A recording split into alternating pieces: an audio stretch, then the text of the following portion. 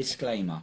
Any of the guidance offered by the podcast host, myself, or the podcast guests is our own guidance. We are not liable for any of the actions the podcast listener decides to do. Welcome back to the Self-Esteem and Confidence Mindset podcast with me, Johnny Pardo. And today I welcome Pablos to the show. So welcome, Pablos.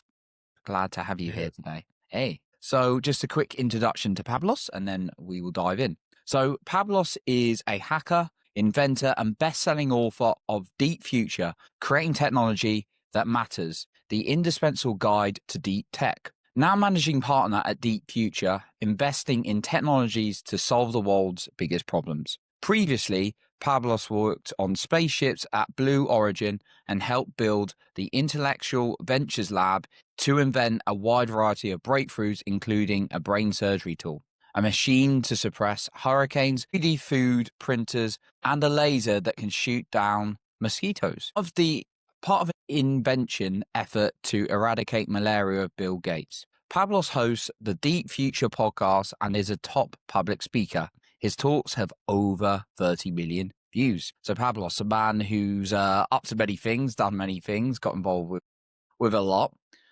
Sounds like you've got quite a journey in terms of like helping the world, you know, being very innovative in different like companies, different roles. What's got you like so inspired? Have you always been fascinated with technology and helping people? Well, I got an early start with computers. So I got one of the first computers you could have at home, one of the first computers Apple ever made when I was like 10 years old. And I grew up in Alaska. So there was nobody else around who'd ever seen a computer. And that just felt like a superpower to me. I felt like I had this, magical tool or something that nobody else knew about or understood or appreciated. And I spent most of my childhood trying to convince people that computers were cool and mostly failing. But eventually they did get faster and more powerful and they became useful in a lot of places. And so I just felt like I had this superpower from a very young age. And then my early career was all, trying to advance computers and put them in new places and get them to be useful for people. And then eventually I defected to using computers to advance other kinds of technologies. And that's what I've been doing ever since. Wow. It's certainly a journey as well. Yeah. With this. And yeah, it sounds like you've into some like big missions as well, like out there at the moment as well. Well, a lot of it is, once you're trying to invent technologies and solve problems that you eventually gravitate towards like bigger problems. Takes about the same amount of effort to solve a big problem as it does to solve a small problem a lot of times, at least if you get the force multiplier of a new technology that can make a big difference. So I think over time, I started trying to work on bigger problems and see if we could bring technologies that could help to solve them. And so early on in my career, I still got started on a lot of that kind of stuff. And now I look for other inventors and try to help them get their inventions to come to life. I love that. So yeah, with like these new inventors, like people trying to like help or create like new things, that's something you kind of help people with in terms of like business ideas and making it into like a business. A lot of the people I work with have spent a lot of their life trying to bring some new invention, new idea, new technology to life. And, they're at the stage now where it could get on a commercial track. And so that's really where I get involved, is to try and get it out of a lab or out of a garage and into a startup where we could sort of take this technology from maybe the bench top and turn it into something that can really be a business. Oh, wow. And you've got your new, your book, which is like Deep Future. I know obviously that's the name of the podcast as well. What's the, There's the book. There's the book. We got to hang it up if you're listening as a book. So, yeah. What's kind of the main theme around the book? Well, a lot of what people think of as technology is really just software. We think we live in this world full of technology, but for the last couple of decades, most of the new tech has just been software. And that's great. We can use software in a lot of places. Like I said, nobody really loves computers and software more than me, but it has kept us from focusing on the other kinds of technologies that we could bring to life. And there are a bunch of them.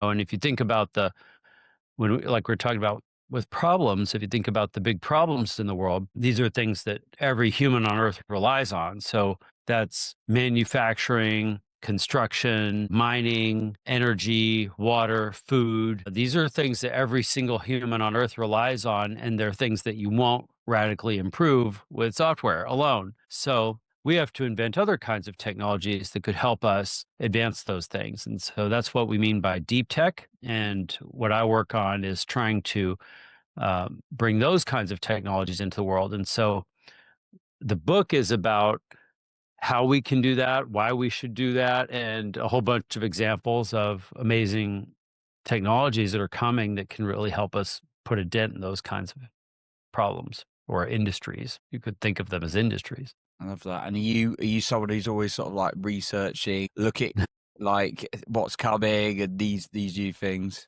You have to know about a lot of weird stuff. I love that. I know you.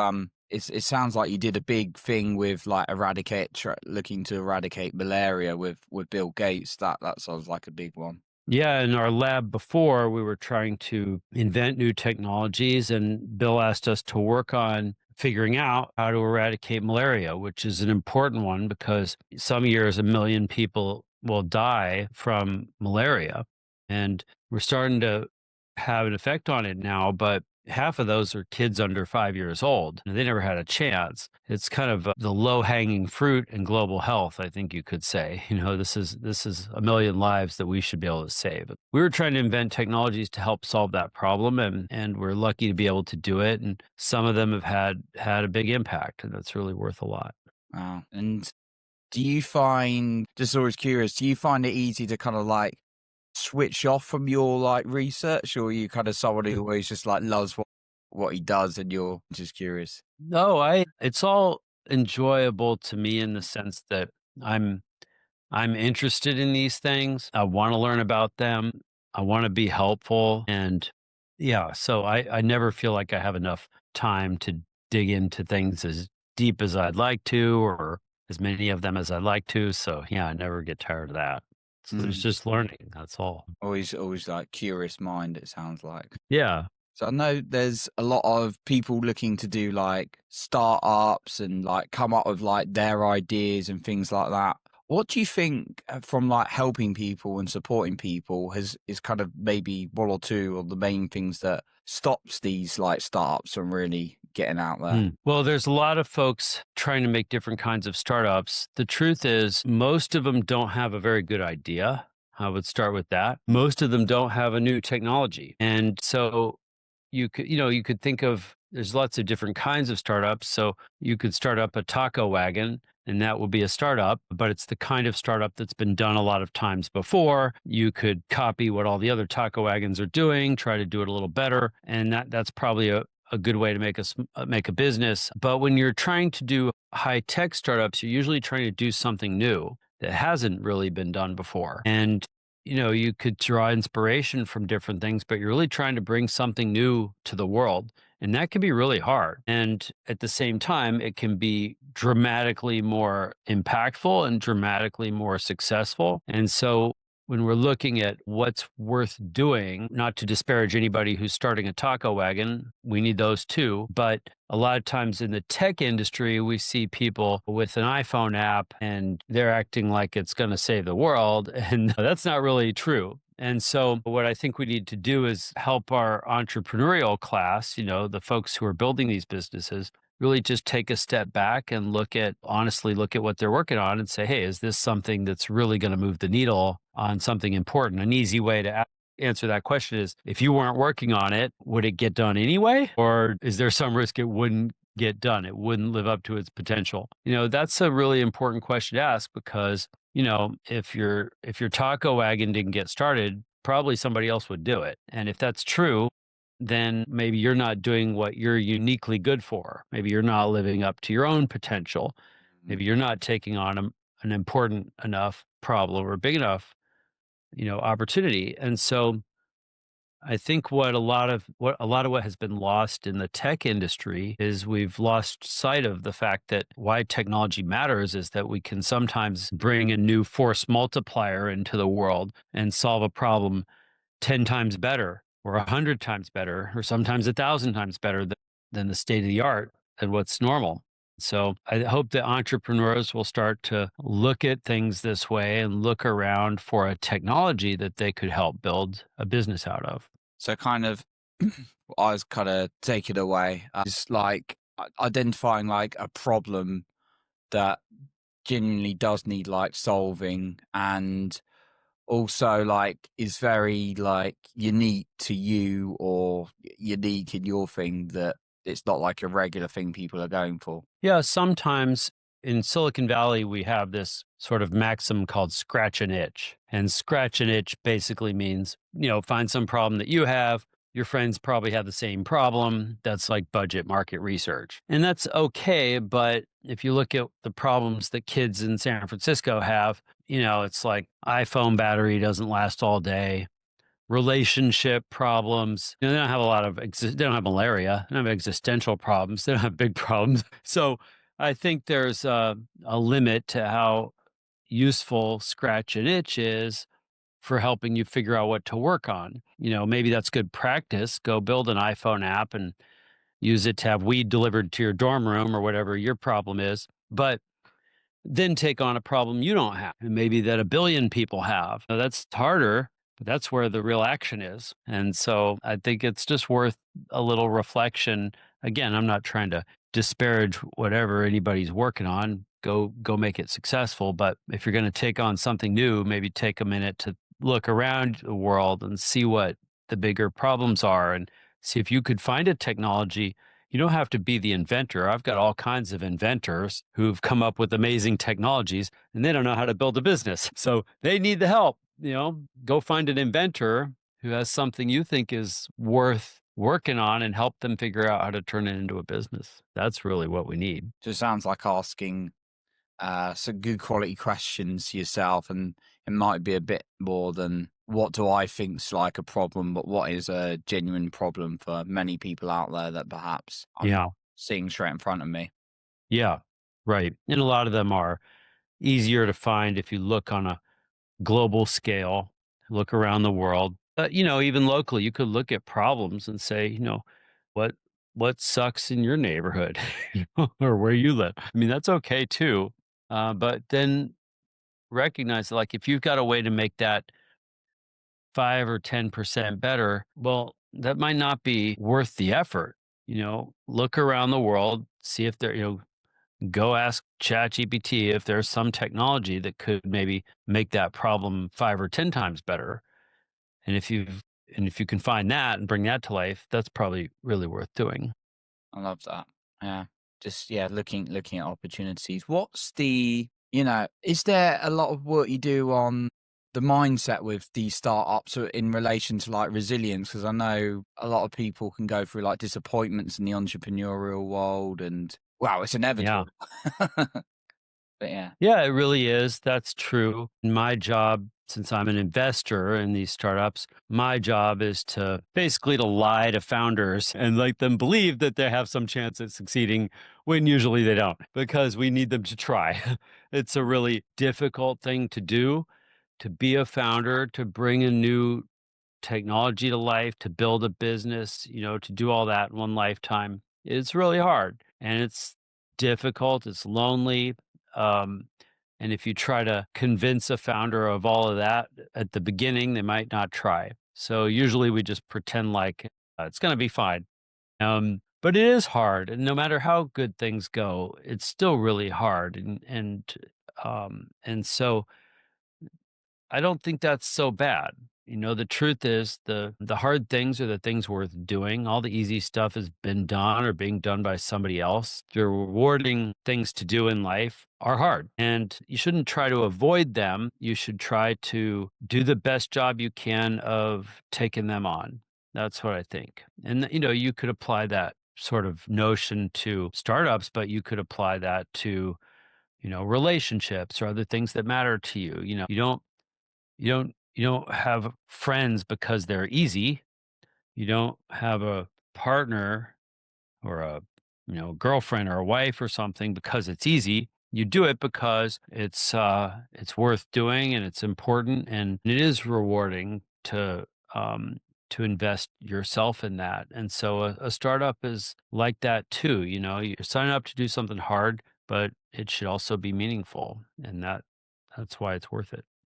And with the ones many may not work out, and there may be some who do work out. There are some who work out. Yeah. Is there kind of like maybe a few differences or a couple of differences you see between the ones that work out and the ones that don't? Sure. There is a big difference. You need to be very committed. The ones that don't work out as a class, you could say lifestyle entrepreneurs typically don't work out. And these are people who just you know, don't want a day job, like to be a founder. That's not a real startup. And those things tend not to perform very well. There are a lot of opportunistic startups we see in the tech industry, especially in software companies, where they do make a successful business out of something that the world doesn't need, that's not very important.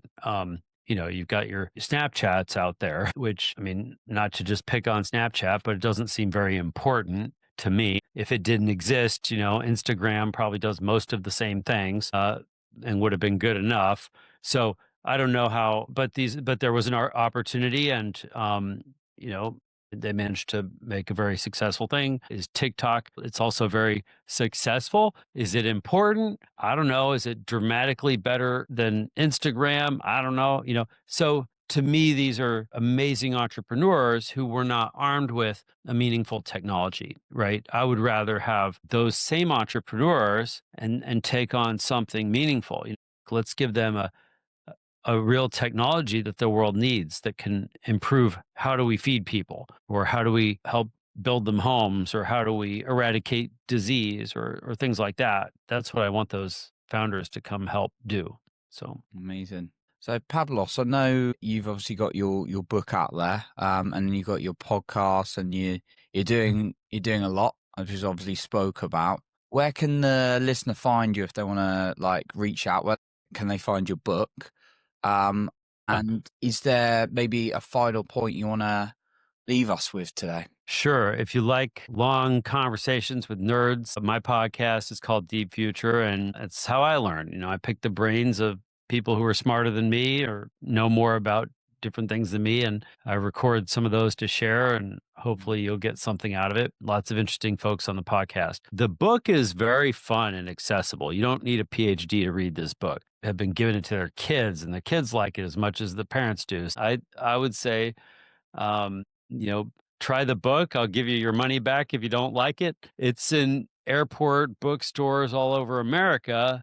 If you're outside the US, I think it's on Amazon and all over in Europe and different places as well. And so, and the audio book is there on Audible. Book is a number one bestseller in startups and technology and venture capital and all those things right now. So should be pretty fun to read.